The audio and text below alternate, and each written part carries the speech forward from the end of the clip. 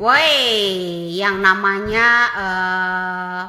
Pilkada Lampung Timur punya masalah bocornya pembicaraan seseorang ibu-ibu mengenai tidak bisa dihubungin anaknya. Inikah demokrasi bebas, Pak Mulyono? Ya, ini ada apa ya? Kok di Lampung Timur kok bisa-bisa ya websitenya itu ditutup, nggak bisa diakses apa-apa, ya kan? Nah, artinya masyarakat di sana akan kisruh. Semakin kesini semakin kisruh.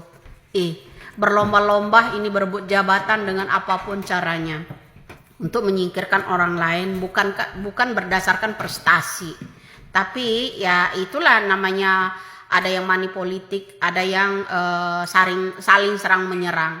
Nah, apa yang aku bilang ya, hati-hati untuk yang di Bandar Lampung semua untuk mencari pemilih.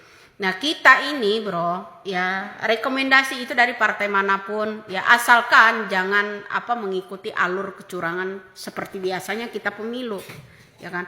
Aduh, cukup sudah deh ya, pemilu kita udah di setting model begini lah. Sekarang itu yang memegang website itu ya kabur apa gimana ya, kesian loh ya orang-orang Bandar Lampung, orang-orang Lampung, terutama Lampung Timur, ya kan, masa melawan kota kosong, ya kan. Nah, segitu ya, ada memang selama ini kan banyak bocoran-bocoran yang namanya kota kosong yang disampaikan, ternyata beneran aku kira itu hanya omong belaka bro. Nah, ternyata ada bocoran bro ya, bocoran pembicaraan seseorang ya, mengenai ada nama seseorang yang menyatut di situ ya, jelas-jelas di situ, ya kan. Nah, jadi gimana ya, rakyat Indonesia makin kesini di bawah kepemimpinan Mulyono kok makin hancur ya. Ya, kata Bu Irma dulu, setiap politik itu ya, setiap partai itu ada yang curang harusnya, tapi ini kan berlebihan bro, ya kan, ini settingan ya, beda dong kecurangan sama ini. Makanya saya bilang nggak hanya penyakit yang namanya kaki gajah yang bengkak-bengkak bro, ternyata pemilu juga suara bisa bengkak, ya kan, begitu kan. Nggak hanya di tubuh manusia ada pembengkakan, bengkak-bengkak, benjol-benjol. Ternyata yang namanya pemilihan umum ini beserta pilkada ini ya, suara-suara apalagi masuk ke KPU ya, istilahnya Bawaslu disusun itu bisa juga bengkak-bengkak ternyata bro. Ya Allah, ya inilah Indonesia zaman now bro ya.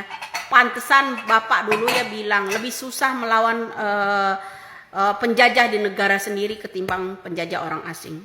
Emang begitu modelnya, ya kan.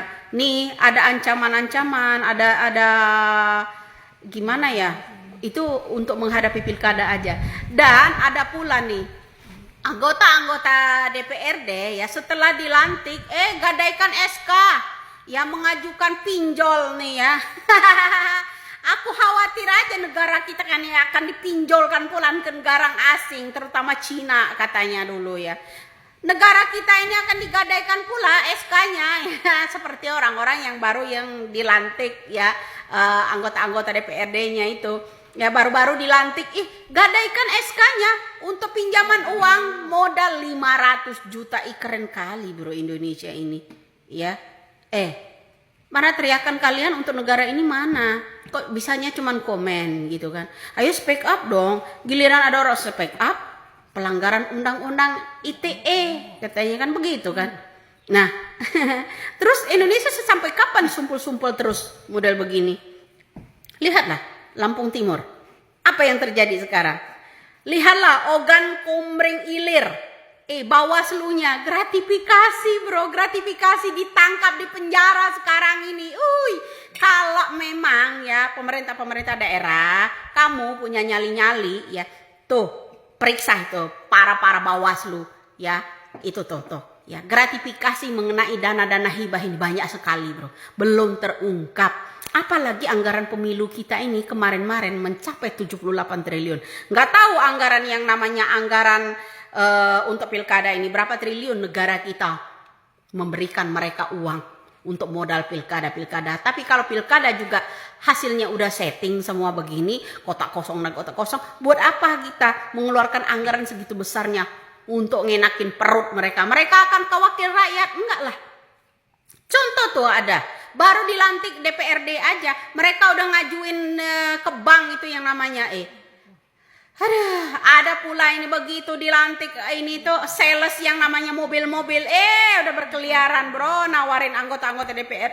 Keren kali Indonesia sekarang ini. Berebut yang namanya jabatan, berebut maling duit rakyat ini. Salim waras aja buat Indonesia. Najong teralala.